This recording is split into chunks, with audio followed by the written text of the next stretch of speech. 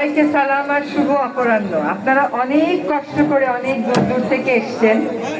আপনাদের সাথে আমার আগেও তিস্তা নিয়ে কথা হয়েছে, আজকেও হচ্ছে, ভবিষ্যতেও হবে। তিস্তার দুইটা দিক আছে, দুইটা দিক নিয়ে আমি কথা বলবো। আপনাদের অনেক প্রত্যাশা আছে, থাকা খুবই স্বাভাবিক। তার আগে একটা কথা বলে রাখি, আক্তার কিন্তু খুব বুদ্ধিমান। সে সব কাজের দায়িত্ব আমার কাজে চাপিয়ে দিচ্ছে, কিন্তু এইসব হবে না। কারণ যতগুলো কাজের দায়িত্ব আমাদেরকে দিচ্ছেন, এইগুলো তো 12 মাস থেকে 15 মাসের মধ্যে করে ফেলতে পারবো না।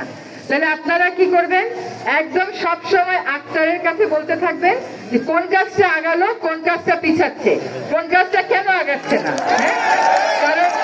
কারণ ভবিষ্যতে আপনাদের নেতা হয়ে আপনাদের সন্তানই আপনাদের কাছে আসবে, তাই তো? কাজে আক্তারের কিন্তু দায়িত্ব অনেক বেশি, এবং আক্তারের জন্য ওর সাথে মিলে যে কাজগুলো আমাদের আপনাদের জন্য করার, আমরা অবশ্যই তা করব। আমাদের সময় কম হলেও আমরা যত দ্রুততার সাথে পারা যায় কাজগুলো করব। আমি গত 2022-এ গতিয়া শিমশামে গেছিলাম। ওখানে নদী ভাঙনটার কি প্রচন্ড ওটা দেখেছিলাম। আর নদী ভাঙনে যে একটা জনপদ কেমন করে নিশ্চিহ্ন হয়ে যায়, ওইটাও দেখেছিলাম। তিস্তা একটা আন্তর্জাতিক নদী হলেও মনে রাখতে হবে, এটা কোনো দেশের একক নদী না। কোন দেশ যদি মনে করে যে আমার উপরে তিস্তা যেটুকু আছে ওইটুকু আমার যেভাবে ইচ্ছা আমি সেভাবে ব্যবহার করব, এইটা কোনোদিনও আন্তর্জাতিক রীতিনীতি সমর্থন করে না। এবং এই যে তিস্তার ব্যাপারটা, এইখানে আমাদেরকে চীন সাহায্য করতে এগিয়ে এসেছে। আমরা চীনের সাথে একটা চুক্তি করেছি, সেই চুক্তি দেখেছেন আপনারা? সেই মহাপরিকল্পনা দেখেছেন আপনারা? তো মহাপরিকল্পনা দেখেন নাই, ওটার বাস্তবায়ন চান, এটা কিরকম কথা? আগে তো দেখতে হবে, বুঝতে হবে তোর ভিতর কি আছে, আপনি কি চাচ্ছেন সেটা কি ওর ভিতরে আছে কিনা, এটা তো বুঝতে হবে। আন্তর্জাতিক দুইটা বিষয় আছে, একটা হচ্ছে তিস্তার সাথে, তিস্তার ব্যাপারে ভারতের সাথে আমাদের পানি বন্টন। তিস্তার সাথে ভারতের আমাদের যে পানি বন্টনের বিষয়টা, এটা আসিফ বলে গেছে।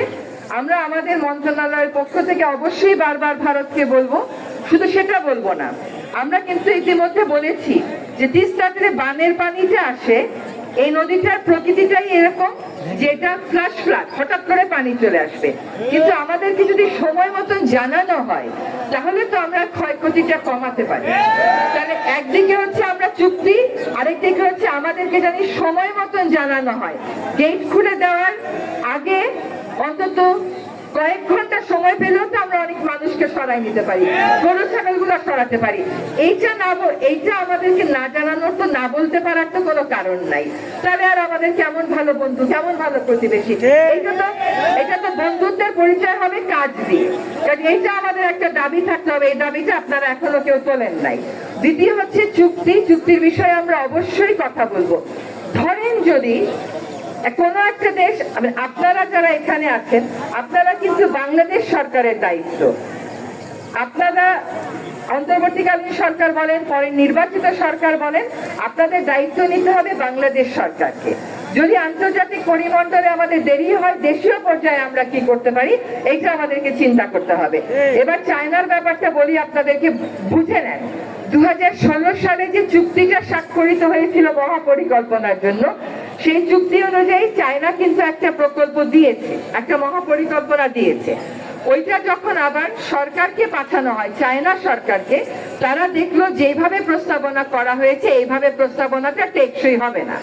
এখন চায়না আবার আমাদের কাছে 2 বছর সময় চাচ্ছে। এটা মন দিয়ে শোনেন, আমরা তাদেরকে 2 বছর সময় দিতে সম্মত হয়েছি, কিন্তু 2টা শর্ত। আমি এই 2টা শর্ত যোগ করে দিয়েছি। একটা শর্ত হচ্ছে, এই মহাপরিকল্পনায় কি থাকবে আর কি থাকবে না, এইটার ব্যাপারে তিস্তা পাড়ের মানুষের মতামত শুনতে হবে। এবং শুনে নেন, এই যে মতামতটা, একটা তো মহাপরিকল্পনা আছে, ওইটা চূড়ান্ত ভাবে চায়না সরকার অনুমোদনটা দিচ্ছে, বলছে এটা টেকসই হবে না।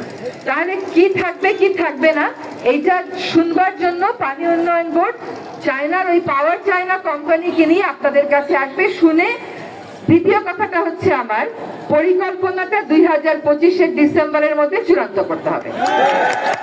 এখন আপনারা যদি বলেন পরিকল্পনাটা এর চেয়ে আগে চূড়ান্ত করে ফেলা, এটা বুঝতে হবে যে এটা আসলে সময় লাগবে। কিন্তু আমরা এতদিন অপেক্ষা করেছি, আর 1 বছর অপেক্ষা করা খুব বেশি কষ্টের না, যদি সেখানে আপনাদের মতামত প্রতিফলিত হয়। আমি আপনাদেরকে যে কথাটা দিব সেটা হচ্ছে আপনাদের মতামত ছাড়া কোনো মহাপরিকল্পনা চূড়ান্ত হবে না।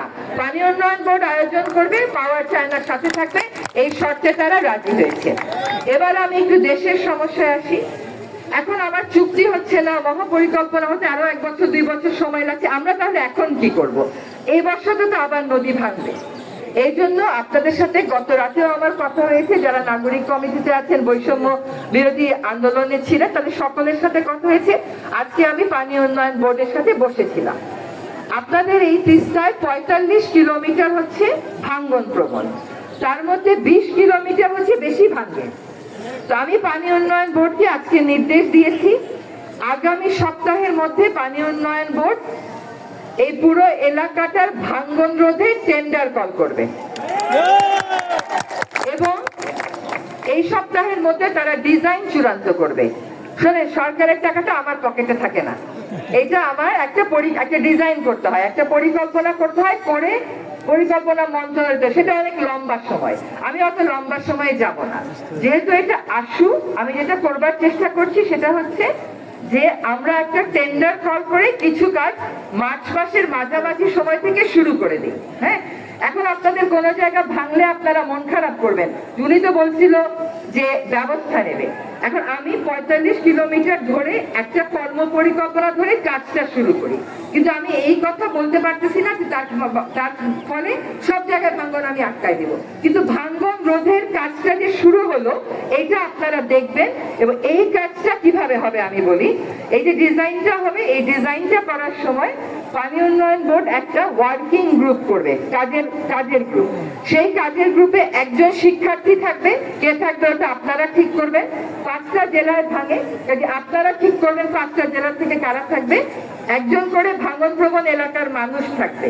তাইলে করে জিনিসটা ঠিক মতন পরিকল্পনাটা হইল কিনা দেখা যাবে। সেই টাকাটা দিয়ে আমরা আশা করি মার্চ মাসের মাঝামাঝি সময়ে আমরা কাজটা শুরু করব। কারণ টেন্ডার দিলে 1 মাস সময় দিতে হয়, আবার একটা আছে 14 দিন সময়। আমরা ওই 14 দিন সময় দিচ্ছি, দিয়ে তারপরে আমরা যাতে কাজটা দ্রুত শুরু করতে পারি সেটা শুরু হয়ে যায়। এই যে একটা জবাবদিহিতার জায়গা তৈরি হলো, যে পানি উন্নয়ন বোর্ডের ডিজাইনে আপনারা থাকবেন, পরিকল্পনা বাস্তবায়নে আপনারা থাকবেন, এবং ইমার্জেন্সি সাপোর্ট আমি এখন থেকেই বলে যাচ্ছি, জিও ব্যাগ, স্যান্ড ব্লক, যেটুকু আমাদের সামর্থ্য কুলায় এনে রাখবে। আমি কিন্তু সমস্যার সমাধানের রাস্তায় যাত্রাটা শুরু করলাম। যাত্রা শুরু মানেই সমস্যার সমাধান হয়ে গেল তা না, কিন্তু এই যাত্রাটা চলবে এবং এটা দ্রুত গতিতে চলবে, আর এটা আপনাদেরকে সাথে নিয়ে চলবে। এরপরে হয়তো কোনো জায়গায় তারপরেও ভাঙ্গন দেখা দিবে। জেনে রাখবেন, যেটুকুনকে আমরা এইবার করতে পারলাম না, আমরা অতি অবশ্যই আমাদের এই পরিকল্পনার মধ্যে থাকবে এবং আমরা করে নেব। এবার শেষ একটা কথা বলি, অন্তর্বর্তীকালীন সরকারের কাছ থেকে অনেক আশা, কিন্তু আমাদের না আছে টাকা, না আছে সময়, কিন্তু মানুষের প্রত্যাশা তো অনেক। এই প্রত্যাশার চাপটা যেন থাকে। আমরা একটা ভিত্তি করে দিয়ে যাই। স্থানীয় পর্যায়ে বললাম 45 কিলোমিটারের কাজটা আমরা শুরু করে দিব ইনশাল্লাহ। আন্তর্জাতিক পর্যায়ে সবকিছু আমাদের হাতে না, কিন্তু আমরা আপনাদের পক্ষে আপনাদের কণ্ঠস্বর যাতে পৌঁছাতে পারে, শুধু ভারত বা অন্য দেশে না, আন্তর্জাতিক মহলে সেই চেষ্টাটাও করব। এরপরে যখন অন্তর্বর্তীকালীন সরকার থাকবে না, আমি আর ওই সরকারের উপদেষ্টা থাকবো না, তখন কিন্তু আপনাদের কাতারেই আবার আমি ফেরত যাব। আমি আগেও আপনাদের কাতারেই ছিলাম, এখন এদিকে এসছি, কিন্তু সম্পর্কটা বিচ্ছিন্ন হয়নি। আবার যখন আমি অন্তর্বর্তীকালীন সরকারে থাকবো না, আবার আপনাদের কাতারে দাঁড়িয়ে আপনাদের কথাগুলো বলে তখনকার সরকার যেন আমাদের করে যাওয়া ভিত্তির উপরেই কাজটা করে, সেটা নিশ্চিত করতে আপনাদের মতন করে ওইখানে দাঁড়িয়ে কথা বলবো। সবাইকে অনেক ধন্যবাদ।